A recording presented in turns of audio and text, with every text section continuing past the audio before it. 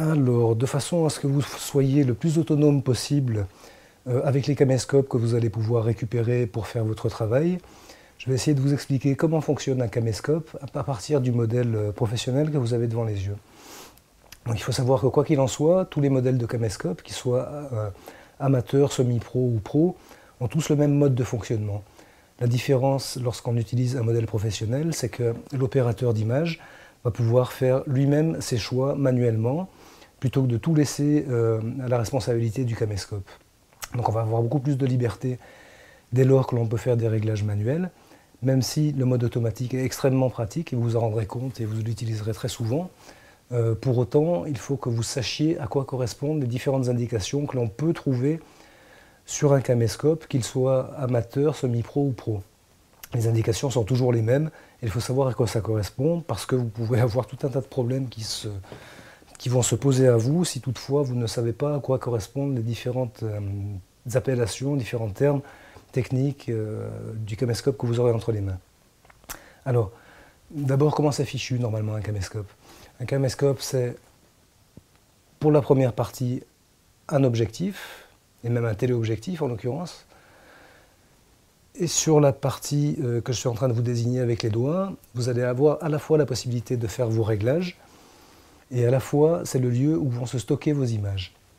Alors, là, sur le Sony que vous avez devant les yeux, les images sont stockées sur des cartes SDHC. Vous savez ce que c'est parce que vous les utilisez fréquemment. Je les sors malgré tout de leur slot pour vous montrer une petite chose importante, parce qu'il existe tout un tas de cartes SD différentes. Alors là, vous voyez typiquement, le caméscope avec lequel je suis en train de filmer est en mode automatique. Et en mode automatique, quel choix est-ce qu'il est en train de faire? Eh bien, il est en train de faire le focus, la netteté, sur le caméscope alors que je suis en train de vouloir vous montrer la carte SDHC. Pourquoi est-ce qu'il fait ce choix? Parce que le caméscope se trouve en situation bien mieux éclairée que ne l'est la carte que j'ai entre les mains. Donc typiquement, là, je vous fais la démonstration de l'utilité de pouvoir débrayer un caméscope et de pouvoir passer en mode manuel pour pouvoir choisir soi-même ses réglages. Alors là, je passe le focus en mode manuel pour pouvoir faire la netteté sur la carte. Voilà, c'est pas mal. Et ce que je voulais vous montrer, en premier lieu, bon, 32 Go, ça vous l'aurez vu, c'est la capacité de la carte. C'est pas ce qui est important. Ce que je veux vous montrer qui est important, c'est le classe 10. Le 10 étant entouré dans un petit cercle qui va être important. Pourquoi c'est important? Parce que la capacité de la classe, là en l'occurrence classe 10, de cette capacité-là va dépendre la vitesse en écriture et en lecture de votre carte.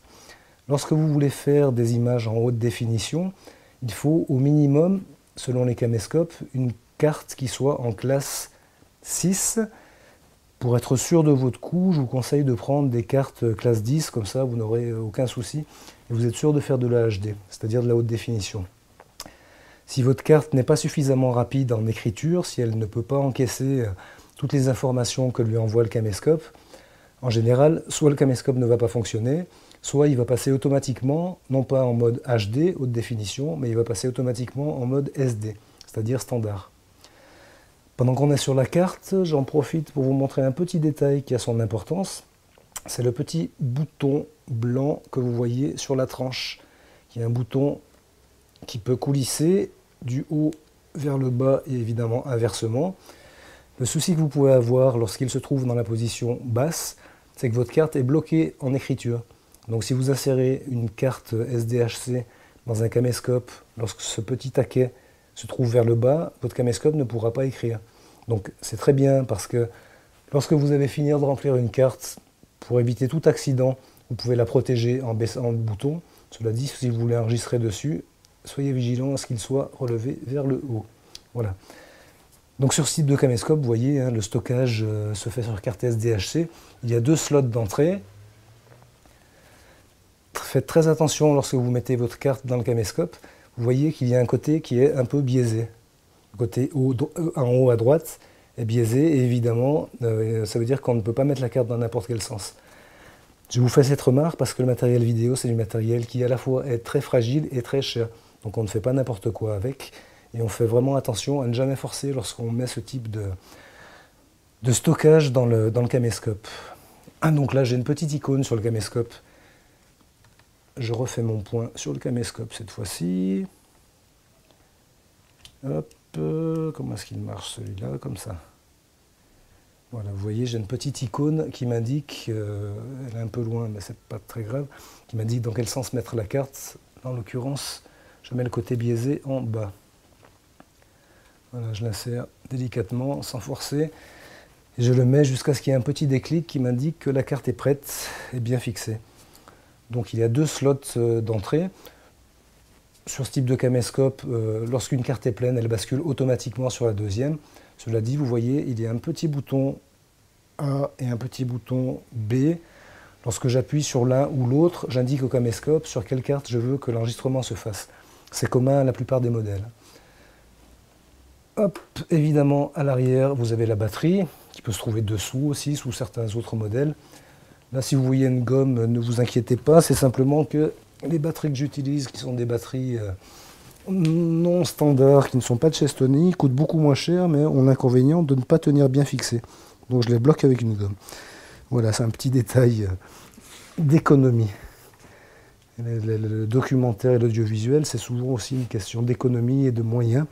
Et on fait avec ce que l'on peut faire. Autre point qu'il y a sur la plupart des caméscopes, c'est soit un écran LCD, que vous voyez là. L'écran LCD, c'est très pratique, mais pas en toutes circonstances, puisque la difficulté que l'on va avoir lorsqu'on filme en plein soleil, par exemple, ou avec une très forte luminosité, c'est que l'écran LCD va être complètement noyé sous la lumière, ne va pas forcément être assez puissant pour que vous voyez ce qui se passe à l'écran. Donc dans ces cas-là, qu'est-ce qu'on fait? On range l'écran LCD et on utilise l'œilleton classique, traditionnel, et qui fonctionne très bien. Alors, donc sur un modèle professionnel, vous voyez que sur l'objectif, il y a 3 bagues qui apparaissent. Hein, ces trucs coulissants là, que vous voyez vont nous permettre de faire des réglages pour la netteté en ce qui concerne la première bague, celle qui est le plus à l'extérieur, le plus proche de la fin du caméscope. La deuxième, alors, à la netteté, on appelle ça aussi le focus, ou la mise au point.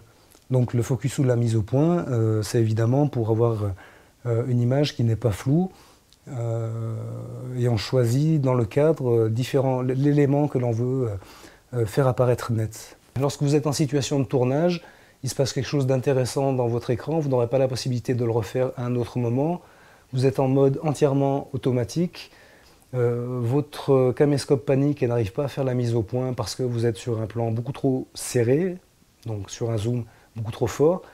Ce que vous faites dans ces situations-là, vous dézoomez tout simplement, jusqu'à ce que le caméscope arrive à trouver son bon réglage.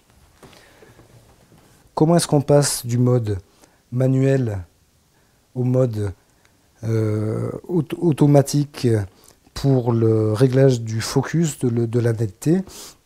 Sur la plupart de vos caméscopes, vous allez avoir un petit bouton qui va être indiqué comme étant AF-MF. AF-MF. Sur le caméscope professionnel que vous avez devant les yeux, c'est plus simple. C'est tout simplement marqué, regardez, c'est tout simplement marqué focus. Et ensuite, on a le choix entre soit la position automatique sur le haut, soit la position manuelle sur le bas. Lorsque je suis en position manuelle, ça signifie que je vais faire mes réglages avec la première bague, vous en rappelez. Là, j'ai une autre option sur ce caméscope qui me dit Infinity, c'est-à-dire si je bosse au maximum, la mise au point va se faire automatiquement à Tataouine-les-Bains, c'est-à-dire très très loin du point sur lequel vous vous trouvez. Et il y a un autre petit bouton, vous voyez, en dessous du focus. Comprenez en même temps la logique dont la manière sont écrites les indications sur les caméscopes. Vous voyez, focus, j'ai un petit trait qui ramène sur le bouton push auto, et lorsque je fais une pression sur le bouton Push Auto, mon caméscope va automatiquement se mettre en mode net au centre, sur le sujet qui se trouve au centre de son écran. Sur les autres caméscopes, ce que l'on trouve le plus généralement comme indication pour passer du mode focus manuel au mode focus automatique, ça va être donc un bouton qui s'appelle, je vais vous montrer sur ce modèle-là, tant que je fasse la netteté. Vous voyez le bouton marqué AF, MF, ça signifie tout simplement automatique focus, manuel focus. AF, MF, marquez-le bien, automatique focus, manuel focus. Voilà, donc c'est une indication qu'il faut vraiment que vous gardiez à l'esprit, parce que quels que soient les modèles de caméra que vous allez utiliser, ça va vous être utile. Voilà, donc on a vu la première bague pour le focus, la deuxième bague pour le zoom. Je vous ai fait la démonstration de ce qu'est un zoom. La troisième bague sur les caméras professionnelles que vous trouvez, ce que l'on ne trouve pas sur les modèles amateurs, c'est une bague qui va nous servir à régler l'ouverture de l'iris. L'iris, vous savez ce que c'est, puisque vous en avez tous deux sur vos yeux, un par œil. L'iris, c'est le point noir qui se trouve au centre de l'œil, que l'on voit très souvent être entièrement fermé, tout petit, lorsque la lumière est grande, et d'être très ouvert lorsqu'on est dans une situation d'obscurité importante. Alors, c'est exactement la même chose sur les caméscopes. Plus la lumière est intense, plus l'iris va se restreindre de manière à laisser passer le moins de lumière possible, et à ce que les images que vous allez enregistrer soient d'une bonne qualité. Je vais vous faire une petite démonstration de ce qui se passe lorsque les réglages sont mal faits, comme ça vous aurez une meilleure idée de ce à quoi sert l'iris. Alors, avec ce type de luminosité, voilà le réglage que je devrais faire pour avoir un bon iris, c'est-à-dire pour que les détails sur les nuages apparaissent clairement. Voyez ce qui se passe si mon iris devient trop ouvert. Je perds totalement les détails des nuages et je ne vois plus qu'une masse blanche à l'image. A l'inverse, si je ferme mon iris, hop, mon image va s'obscurcir jusqu'à devenir totalement noire. Voilà à quoi sert l'iris. Alors, un autre exemple de ce à quoi peut servir l'iris. Actuellement, je suis en mode automatique. Je suis en train de filmer un sujet, en l'occurrence une plante, qui est à contre-jour. Bonne raison pour vous rappeler qu'on évite impérativement de filmer quelqu'un à contre-jour, c'est-à-dire avec une forte source de lumière derrière lui. On privilégie en général de mettre le sujet, au contraire, en pleine exposition de lumière.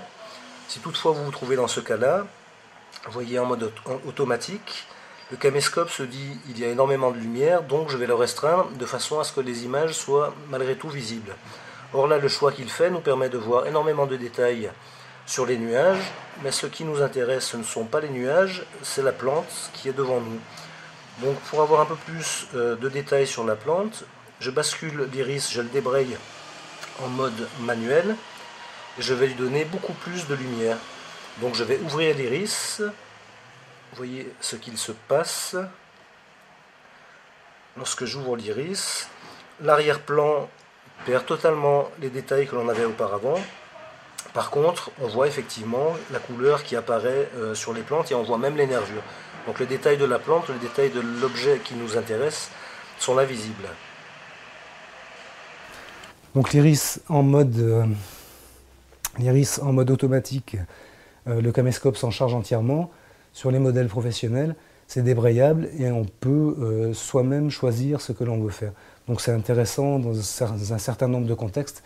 Ce n'est pas quelque chose que vous serez amené à utiliser dans un premier temps, mais il est bon de savoir à quoi cela correspond, notamment si vous tombez sur un caméscope où il y a ce petit truc, hop, ce petit bouton marqué iris, au moins vous ne serez pas totalement perdu. Là, vous voyez, sur ce type de caméscope, lorsque je suis en mode manuel et que j'appuie sur le bouton iris, je pourrais faire les réglages correspondant au réglage de l'iris. Bien, donc ça, on a vu les 3 bagues, à quoi ça correspondait. Alors, on continue à voir les différents éléments qui existent sur le caméscope et sur un certain nombre de caméscopes aussi. Vous avez cet élément qui est marqué ND filter, c'est-à-dire filtre neutre. Un filtre neutre, qu'est-ce que c'est?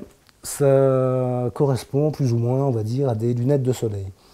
C'est-à-dire que plus la luminosité est forte, plus vous-même, pour vos propres yeux, pour vous protéger un peu, vous avez besoin de mettre des lumières, plus ou moins, des verres plus ou moins teintés. Le caméscope fonctionne de la même façon, de manière à ce que ces réglages ultérieurs sur lesquels on va arriver maintenant, notamment le shutter speed, la vitesse d'ouverture, puissent se faire d'une manière fine. On va aider le caméscope en lui mettant des lunettes de soleil, donc le ND filter. Alors, lorsque vous prenez un caméscope, que vous l'utilisez dans des conditions d'éclairage normales, hein, comme la situation dans laquelle on est actuellement, et que vous voyez que votre caméscope vous donne des images toutes noires, ne vous inquiétez pas, c'est pas forcément que le caméscope est HS, c'est peut-être tout simplement que vous avez un filtre neutre qui est mis, pas si neutre que ça, et qui va complètement obscurcir ce que vous filmez. Vous voyez, là je mets sur le 2, je vais vous faire une démonstration, un petit insert vidéo pour que vous voyez ce qu'il se passe lorsqu'on oublie d'enlever le filtre neutre lorsqu'il n'y en a pas besoin, et au moins vous ne ferez pas surprendre par la suite. Alors, un exemple de ce qui se passe lorsque l'on oublie malencontreusement de s'intéresser au filtre. Là, vous voyez, mon image est correcte en l'état. Si toutefois je mets le filtre 1, évidemment l'image s'obscurcit. Filtre 2, on va de plus en plus dans l'obscurité. Et filtre 3, nous sommes quasiment dans le noir. Donc, selon les modèles de caméscope, ils ont peut-être 3 sur les caméscopes un peu gros, mais souvent un niveau de filtre neutre. Si toutefois, vous, dans une lumière qui devrait être correcte, vous vous trouvez sur votre viseur totalement dans le noir, et bien dites-vous que vous avez oublié d'enlever le filtre.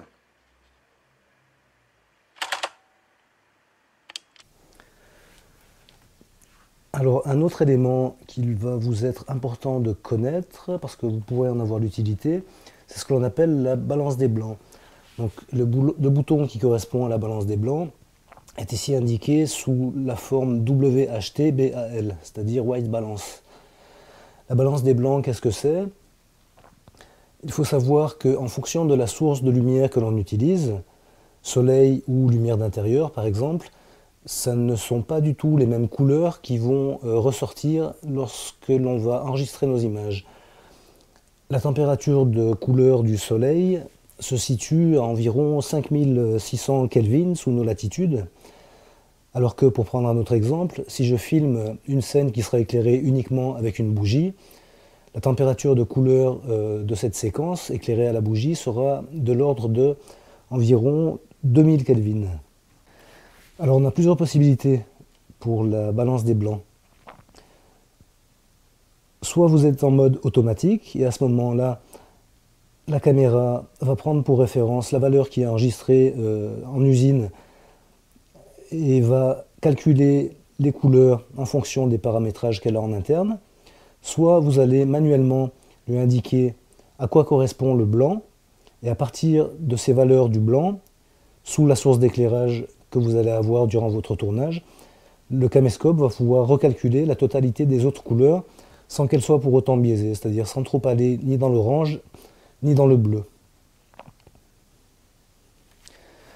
Comment est-ce qu'on fait sa balance des blancs? Si on choisit de le faire manuellement, on prend une feuille qui est parfaitement blanche et on va la glisser devant l'objectif de façon à ce qu'il remplisse, le blanc remplisse entièrement le cadre. Donc, pour faire la balance des blancs en manuel, pour indiquer une valeur de blanc au caméscope, on débraye le caméscope en appuyant sur White Balance. On positionne, par exemple, ce taquet sur le bouton A sur la position A. Et lorsque la feuille remplit la totalité du cadre devant l'objectif, on appuie sur ce petit bouton qui indique ici qu'il permet de lui donner une valeur de blanc. On appuie sur ce bouton jusqu'à ce que cette icône dans votre viseur ou dans votre écran LCD arrête de clignoter. Donc vous faites cette opération lorsque vous êtes en extérieur et vous la répétez éventuellement lorsque vous passez de l'extérieur à l'intérieur. Pourquoi est-ce que ça peut être important? Alors voilà ce que donne une balance des blancs faite sur la lumière du jour pour filmer en plein jour. Les couleurs sont tout ce qui est le plus normal et je n'ai aucun souci à filmer dans ces conditions-là. Si je me trompe et que j'utilise un réglage qui a été fait avec une lumière artificielle, voyez ce qu'il se passe. Tout de suite je rentre dans des tonalités qui sont beaucoup plus bleutées. A l'inverse, je vais vous montrer ce qu'il se passe lorsqu'on utilise une lumière du jour dans un contexte éclairé par un éclairage artificiel. Actuellement, il fait nuit, j'utilise donc un éclairage artificiel. Vous voyez malgré tout que les couleurs ressortent tout à fait normalement. Si je bascule pour me mettre sur une position balance des blancs faite en lumière du jour, vous voyez ce qu'il se passe. Je rentre tout de suite dans des tonalités totalement orangées qui ne correspondent pas à la réalité.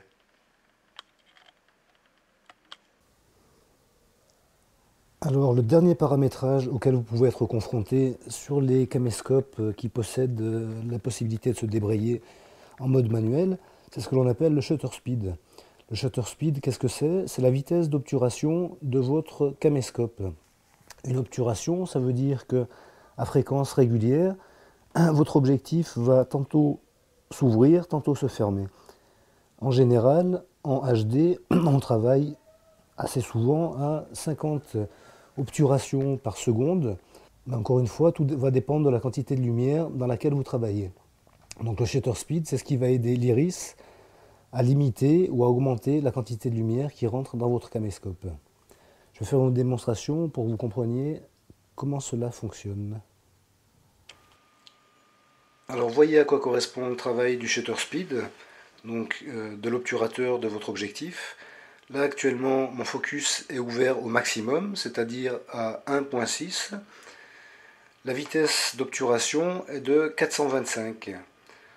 Voyez ce qu'il se passe lorsque j'augmente cette vitesse d'obturation en la faisant passer à 600, 1000, 1250, 2500, 3500, 6000, 10 000. Plus l'obturation se fait rapidement, moins la lumière a la possibilité de rentrer. Et vous voyez par conséquent, mon image s'assombrit au maximum. A l'inverse, plus je vais ouvrir, là je suis repassé à 600, 425, 300, 215, 150, 120, 100, 60, 50, 25, etc. Vous m'aurez compris. Un autre effet, là je vais, pour vous présenter l'autre effet, qui peut être donné par la vitesse d'obturation, je vais repasser mon iris en mode automatique. Hop, on retombe sur une image à peu près correcte. Actuellement, je suis à une obturation de 25 par seconde. Vous voyez que les mouvements sont beaucoup moins lissés dès lors que je bouge ma caméra. Pour exagérer encore un peu, je vais passer à 3 images secondes. Et vous comprenez que l'enregistrement, ça peut être intéressant dans certains cas, pas dans d'autres. En tout cas, vous voyez à quoi sert un shutter speed. Donc on a vu précédemment comment fonctionnait un modèle de type professionnel à travers le Sony. Là je vous présente brièvement un modèle semi-pro pour que vous puissiez constater par vous-même que les éléments que je vous ai apportés précédemment sont très semblables d'un caméscope à l'autre et que l'on peut se débrouiller normalement assez simplement. Alors là, parmi les différences entre les deux caméscopes, vous voyez qu'il n'y a qu'une seule bague sur l'objectif. Cette bague, on peut lui attribuer deux fonctions. Soit on choisit de l'utiliser sur le mode focus, c'est-à-dire on va faire la netteté avec la bague, soit on va choisir d'utiliser la bague comme zoom. Donc en basculant d'un côté ou l'autre la bague, on va faire des zooms avant, des zooms arrière. Sachant bien évidemment que lorsque on n'utilise pas la bague pour zoomer, il y a toujours soit sur le côté droit du caméscope, soit sur le dessus, ou bien soit encore sur la poignée, selon les modèles. Il y a donc un bouton qui permet de zoomer. Vous avez d'un côté l'indication T pour téléobjectif, c'est-à-dire vous allez chercher une image qui est loin pour la grossir, vous appuyez sur le côté T, ou alors pour passer en grand angle, vous allez appuyer sur le côté W.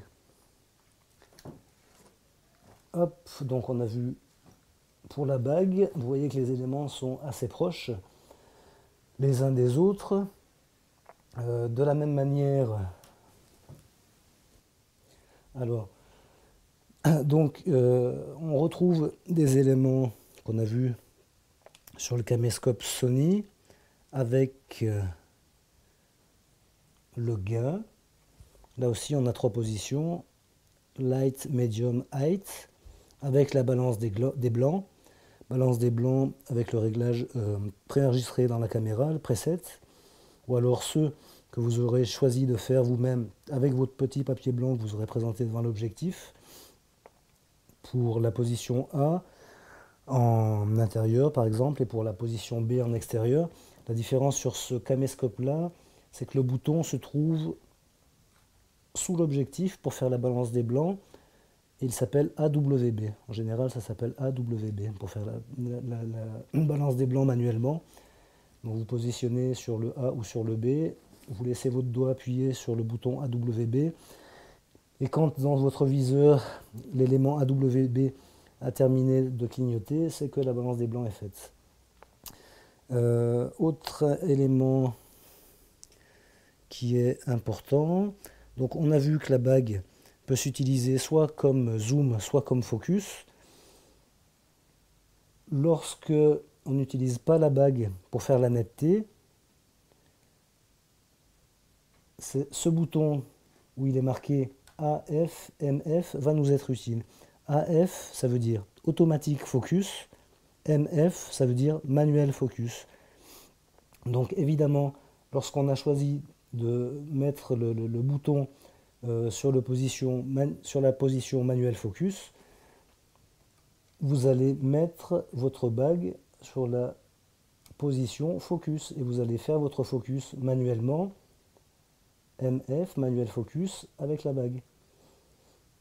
Voilà, si vous voulez ne pas vous embêter avec ces réglages-là, vous mettez sur AF et vous serez tranquille. Sur ce type de caméscope, selon si vous souhaitez être entièrement en manuel ou en automatique, c'est ce bouton-là, Full Auto, qui va vous permettre de basculer d'un mode à l'autre.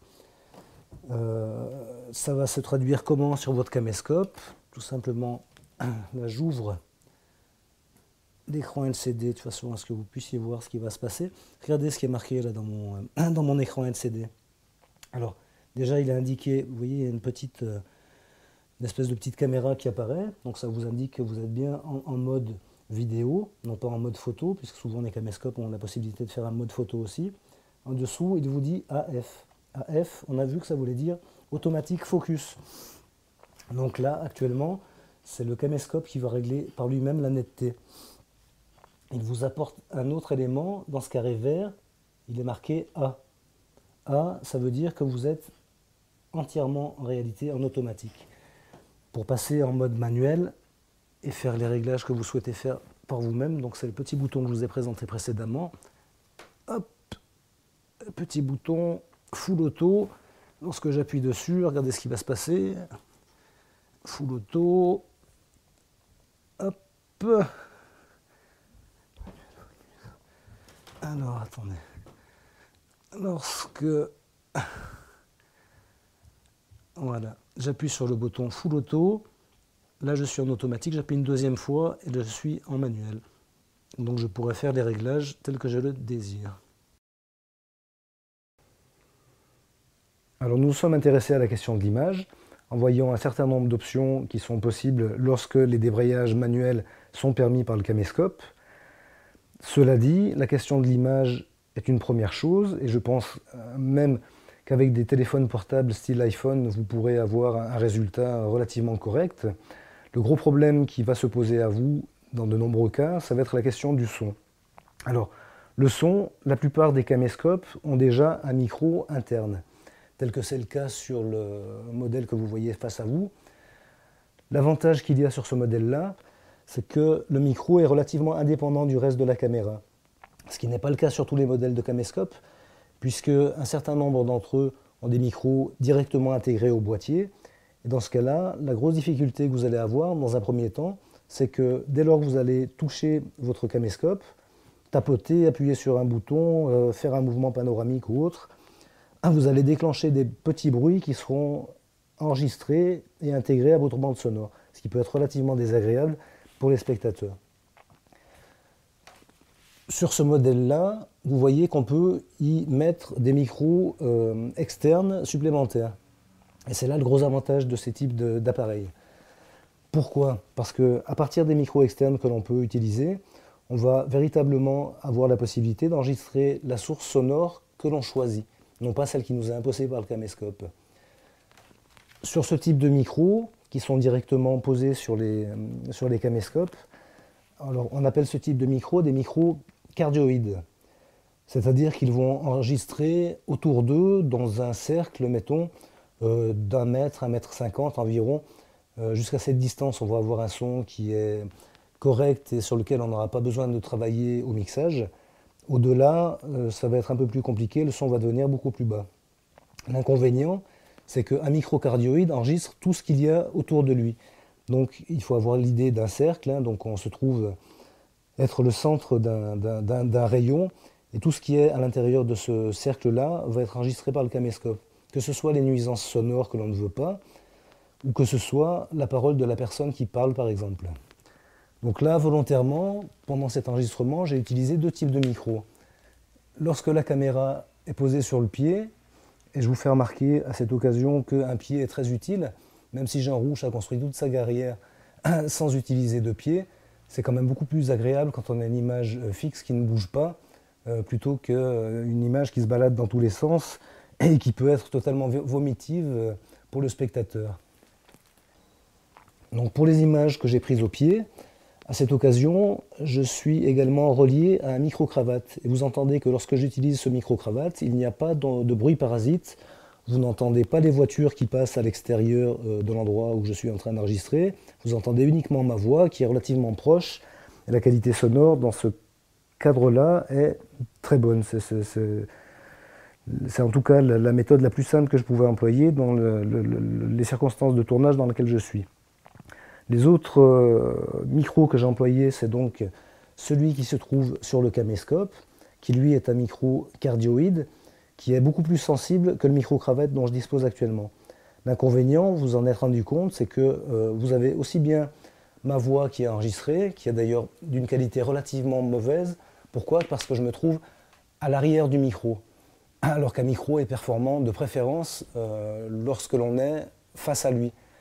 Donc pour pallier à ces inconvénients-là, soit que les micros que l'on utilise et qui sont intégrés aux caméras soient de mauvaise qualité, soit qu'ils vont nous limiter dans le choix de ce que l'on veut véritablement enregistrer au niveau sonore, on va donc avoir la possibilité d'utiliser des micros externes, des micros d'appoint qu'on va relier à la caméra. Donc pour cela, on va les brancher sur les prises qui sont directement face à vous ici, sur lesquelles je vais zoomer, de façon à ce que vous voyez à quoi ressemble une entrée XLR. Alors, les prises XLR, ça correspond donc aux prises de type professionnel dans l'audiovisuel. Vous voyez, c'est simple, il y a 3 trous sur le côté femelle de la prise, et à l'inverse, je vais vous présenter un micro parce que je n'ai pas de prise sous la main. À l'inverse, sur les côtés mâles, il y a évidemment 3 parties qui vont aller s'insérer dans les trous des prises femelles. Maintenant, je vais un petit peu vous parler des différents micros qui existent. Alors, les 2 types principaux de micros sont d'abord liés à des questions d'alimentation. Lorsque le micro est auto-alimenté, on appelle cela un micro dynamique. En gros, au sein dans le corps du micro, et vous allez avoir une petite bobine qui va permettre de générer suffisamment d'électricité pour faire fonctionner le micro. Donc les micros dynamiques sont souvent utilisés par les journalistes notamment pour faire de l'interview, et avec ce type de micro dynamiques qui sont aussi dynamiques et cardioïdes, c'est-à-dire qu'ils vont enregistrer dans un cercle plus ou moins. Leur inconvénient, c'est qu'il faut aller très proche de la source sonore, c'est-à-dire il faut aller très proche de la bouche de la personne qui est en train de parler. C'est ce que vous voyez très souvent à l'écran, hein. Deuxième type de micro, qui sont ceux que vous allez utiliser majoritairement, sont les micros que l'on appelle électrets. Électrets, cela signifie qu'ils ont besoin d'une source d'alimentation. Donc, la source d'alimentation, on peut la mettre de deux manières différentes. Alors, première solution pour alimenter un micro, là je vous présente un Sennheiser, donc non plus cardioïde, mais un Sennheiser qu'on appelle aussi un micro-canon électret, donc il faut l'alimenter. Pour l'alimenter, première des options, je le dévisse pour sortir la partie alimentation, la partie dans laquelle on peut insérer une pile. Une fois que vous avez inséré la pile, évidemment, vous n'oubliez pas de mettre votre micro sur On. Il y a un petit bouton On-Off, vous mettez sur On. Lorsque vous avez terminé votre tournage, soit vous enlevez la pile, c'est le plus sûr, soit vous basculez le bouton sur Off. Pourquoi? Parce que vous risquez d'avoir de mauvaises surprises au tournage suivant si votre batterie est vide. Donc une fois qu'on a mis la batterie et qu'on a mis sur On revisse le micro et le voilà opérationnel. Il ne nous restera plus qu'à le brancher avec les câbles XLR correspondants et à le relier à la caméra. Autre solution pour alimenter un micro électret, soit votre pile est vide, soit vous n'avez pas de pile sous la main. Dans ce cas-là, vous allez directement puiser l'énergie sur votre caméscope. Je vais vous présenter la manière dont on doit régler le caméscope pour prendre l'alimentation directement depuis le caméscope pour l'envoyer au micro. Pourquoi est-ce que de préférence on privilégie de mettre une pile dans un micro électret plutôt que l'alimentation caméscope? Parce qu'il y a un risque. C'est un risque limité dans la mesure où le danger se manifeste rarement, mais le danger est que vous ayez un bruit parasite qui vienne apparaître sur votre enregistrement sonore. Un bruit parasite, c'est ce qu'on appelle un bruit fantôme qui est dû en fait à la circulation de l'électricité dans le micro. Les micros étant extrêmement sensibles, on peut entendre cette circulation d'électricité. Je caricature un peu, mais c'est ce qui risque de vous arriver. Donc lorsqu'on n'a pas de pile et que l'on choisit d'alimenter le micro électret sur le caméscope, il faut évidemment choisir les bons réglages, les bons paramétrages sur votre caméscope, et on va voir ça dès à présent. Alors pour faire les bons réglages pour brancher ces micros externes, comment est-ce que l'on fait? C'est relativement simple. Pour que ce soit plus simple, en tout cas, je vous ai pris un caméscope où le réglage se fait sur un boîtier à un niveau simple, à un seul niveau. Donc vous avez votre caméscope. D'un côté, vous avez vos entrées XLR, et les entrées XLR, pour bien les distinguer, il y en a une qui s'appelle Input 1 et l'autre qui s'appelle Input 2. Alors, ces deux entrées sur lesquelles on peut brancher un ou deux micros, on retrouve leur nom sur ce côté-ci du boîtier son.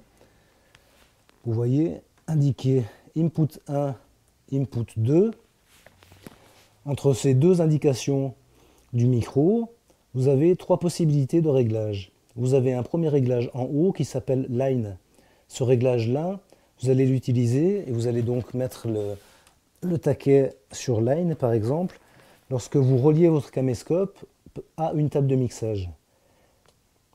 C'est la seule option lorsque vous allez vous mettre dans cette position-là. Vous vous reliez à une table de mixage. Un deuxième niveau, vous vous mettez sur Mic. Mic, qu'est-ce que ça veut dire? Ça veut dire soit que vous êtes sur le micro interne de votre caméscope, soit, s'il y a un micro qui est branché, vous allez être sur le micro externe Et lorsque vous êtes dans la position mic, contrairement à celle du dessous, il est marqué mic plus 48V. Donc lorsque vous utilisez la position mic, ça signifie que votre micro possède une pile ou alors qu'il est auto-alimenté, c'est-à-dire que c'est un micro dynamique. Lorsque vous n'avez pas de pile dans votre micro électret, qui a malgré tout besoin d'une alimentation électrique, eh bien vous allez tout simplement indiquer au caméscope que vous voulez lui envoyer de l'électricité dans le micro. Donc là, en l'occurrence, vous voyez ce qui est marqué. Dans l'input 1, c'est-à-dire dans le micro qui sera relié sur la prise 1, j'envoie 48 volts au micro de façon à ce qu'il ne soit pas alimenté, puisqu'en l'occurrence, c'est un micro électret qui n'a pas de pile. Sur l'input 2, par exemple, eh bien, on peut imaginer qu'il a une pile, que c'est aussi un micro électret mais qu'il a une pile. Donc je le mets tout simplement sur mic. Ensuite, lorsque vous voyez sur la gauche du bloc son l'indication Channel 2 Input, qu'est-ce qu'il vous dit? Il vous dit simplement que sur votre piste son d'enregistrement numéro 2, vous avez le choix d'envoyer soit le micro qui est branché sur l'input 1, soit le micro qui est branché sur l'input 2.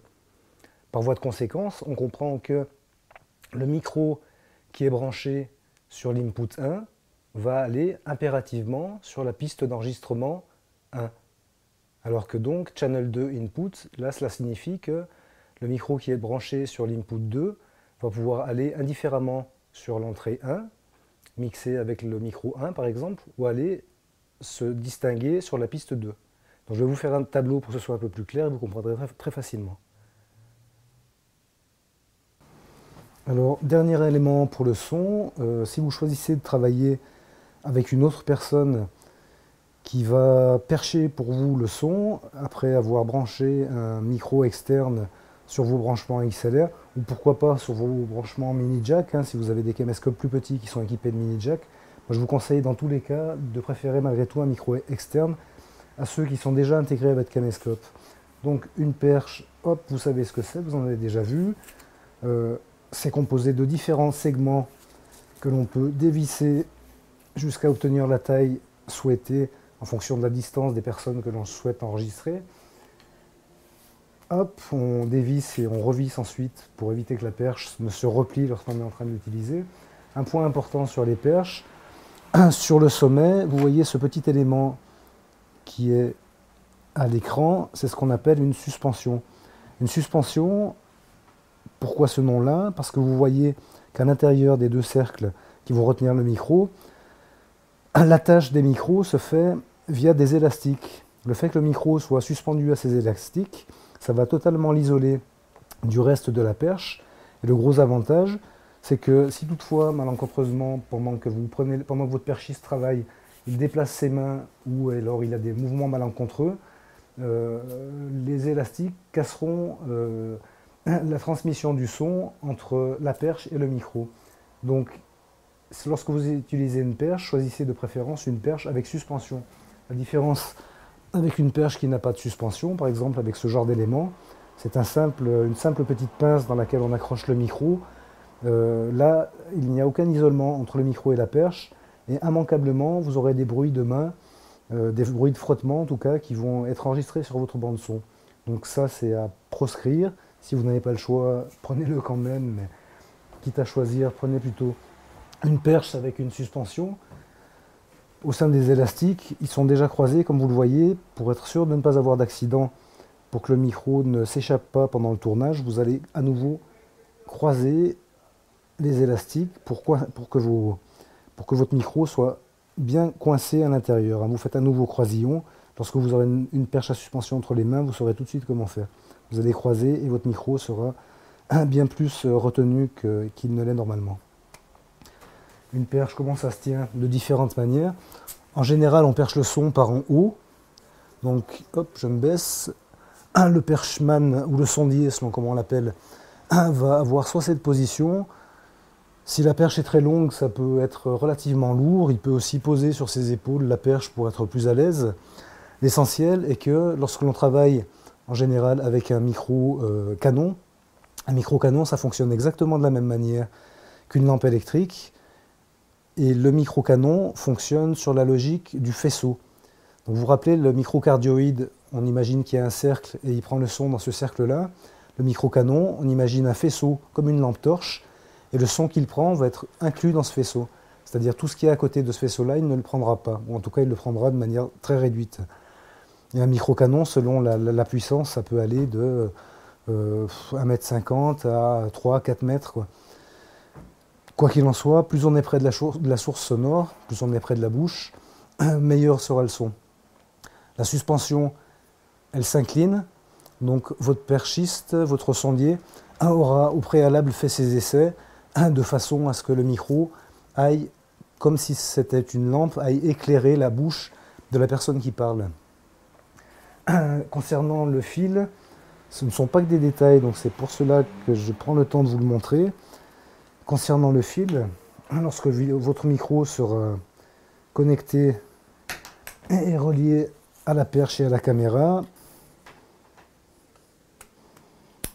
donc une fois que vous êtes dépatouillé des éventuels nœuds qu'il y avait dans votre fil et qui n'auraient pas dû être présents, une fois que votre perchiste aura déplié sa perche à la bonne longueur, ce qu'il fera, c'est en premier lieu laisser une petite marge de sécurité du fil de façon à ce qu'il puisse manœuvrer son micro et incliner sa suspension dans la bonne direction.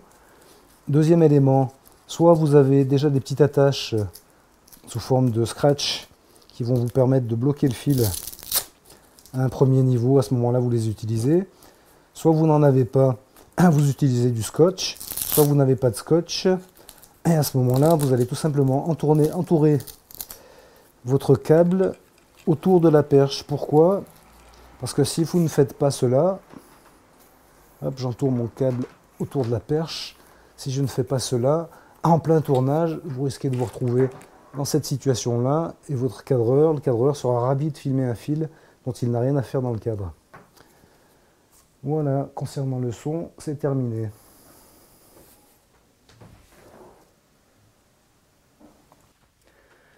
Donc, on a vu certaines caractéristiques concernant l'image, on a vu quelques caractéristiques concernant le son. À présent, je vous présente ce que l'on appelle le monopode. Comme son nom l'indique, c'est un pied simple. Donc, vous avez déjà vu ça dans les JT-TV, hein, on déplie plus ou moins long en fonction de ce que l'on veut faire. Si on le déplie totalement, on peut s'en servir pour prendre appui sur le sol et pour fixer le caméscope de façon à avoir beaucoup moins de tremblements qu'on ne l'aurait à la main. Alors, pourquoi c'est un objet pratique ? Puisque de plus en plus, on utilise des caméscopes qui sont des handycams, des caméscopes qui tiennent plus ou moins dans la main. L'inconvénient, c'est que soit ils sont très lourds comme celui-ci, et on se met à fatiguer très vite en fonction de la durée des enregistrements, soit au contraire, ce sont des outils qui sont légers, et malheureusement, lorsque c'est léger, on a tendance à trembler énormément. Donc même s'il y a un compensateur pour réduire les tremblements, vous allez malgré tout faire des images qui vont être très passables. Donc une des solutions que je vous propose de façon à pallier à cet inconvénient, c'est d'utiliser un monopode. Moi je m'en sers très régulièrement en tournage, notamment avec ce caméscope. Donc je le visse sur le pas de vis sous le caméscope qui est prévu à cet effet. On le visse suffisamment pour qu'il ne se décroche pas, mais on ne le serre pas comme une brute parce que sinon on abîme les pas de vis. Et lorsque je l'ai installé de cette manière-là, ce que je fais, c'est pas forcément très élégant, mais je vous assure que c'est très pratique à l'image et en ce qui me concerne, je ne bouge absolument pas. Je le glisse tout simplement dans ma ceinture. Je peux faire comme ça tous les mouvements de caméra que je veux. Donc ça c'est pour le monopode. Évidemment, vous avez un objet encore plus stable, mais qui a aussi ses inconvénients qu'on appelle le tripode, donc le trépied, que je vous présente maintenant. Vous allez voir que ce n'est pas inutile d'avoir un petit descriptif de comment ça marche. Donc un trépied, vous saviez déjà ce que c'est, je vous le montre malgré tout. Donc un trépied, évidemment, ça ne marche pas, c'est fait pour au contraire rester très stable. C'est à la fois son avantage et son inconvénient. On va être stable lorsqu'on est sur le trépied, puisque on ne va pas avoir de tremblement à considérer lorsqu'on utilise cet outil. Mais par voie de conséquence, on va être aussi coincé sur un endroit sur lequel on aura posé son trépied. Bien qu'ils sont plus ou moins légers, donc on peut se déplacer malgré tout avec et refaire les réglages pour les installer ailleurs. Un trépied, donc 3 pieds, ça on a compris. Ce qu'il y a d'important au-dessus, c'est que sur la tête du trépied, hop, que je vous montre en plongée. Sur la tête du trépied, vous avez ce qu'on appelle le socle. C'est le socle que l'on va visser sur la caméra. Vous voyez comment c'est fait. Il y a une vis, un autre petit boutonniot qui va venir s'insérer dans un trou correspondant sous le caméscope. Tous sont équipés avec à la fois un trou et un pas de vis. Donc même principe, vous serrez suffisamment pour que ça ne bouge pas, mais pas trop pour ne pas abîmer le pas de vis. Une fois que vous avez installé votre socle sous le caméscope, vous glisserez le socle avec le caméscope sur le sommet du pied, sur la tête du pied, et vous faites en sorte de bien enclencher la semelle ou le socle, la semelle sur le pied, de façon à ce qu'il ne bouge absolument plus, à ce que la semelle ne se décolle plus du pied. Donc vous avez différents mécanismes pour enlever la semelle. Là, c'est tout simplement un levier et un système d'attache dessous que l'on clipse. Hop. Un autre point important, le bras qui permet donc de faire des panoramiques, par exemple. Hop, là j'ai un gros flou. Donc le bras du pied pour faire des panoramiques. Attention, lorsque vous le mettez à votre niveau, et pour ce faire, vous dévisserez la vis qui la retient. Soyez attentif à dévisser la vis suffisamment. Pourquoi? Parce que c'est un système, je vais démonter complètement pour que vous compreniez. C'est un système de crénelage, de pignon, je sais plus, je ne trouve plus mes mots là, qui permet de stabiliser et de bloquer le bras. Si vous ne dévissez pas suffisamment de façon à mettre le bras à votre hauteur, vous risquez d'abîmer complètement le mécanisme qui est à l'intérieur. Donc vous faites en sorte de dévisser suffisamment, de mettre à votre niveau, et ensuite, à nouveau, de fermer la vis une fois que vous êtes à l'aise pour travailler de cette manière-là. Voilà. Ce qui est le plus important sur un pied vidéo et qu'il distingue des pieds photo, c'est ce qu'on appelle la bulle qui se trouve, je vais essayer de vous la montrer, qui se trouve donc face à vous lorsque vous êtes en situation de tournage. Et une bulle, c'est exactement comme sur un chantier, ça sert tout simplement à mettre son caméscope parfaitement à l'horizontale. Pour ce faire, pour mettre sa bulle à l'horizontale, en dessous de la tête du pied, vous avez en général un système de vis également, que l'on défait. Et vous voyez, une fois que ce système de vis est défait, je peux agir sur la rotule du pied de façon à faire ma bulle correctement. Et donc à mettre le caméscope bien à niveau. Donc ça, sur les pieds vidéo, c'est absolument indispensable. Si vous prenez un pied photo pour faire de la vidéo, évidemment c'est possible, sauf que vous perdrez un temps fou pour mettre correctement à l'horizontale votre caméscope. Les autres réglages que l'on trouve aussi sur la plupart des pieds, sur tous les pieds d'ailleurs, c'est tout simplement une vis qui se trouve ici et une autre qui se trouve là pour régler la force plus ou moins importante que l'on va utiliser pour bloquer les différents mouvements possibles avec le pied. Hop, ce mouvement et ce mouvement. Voilà, c'est suffisant concernant les pieds.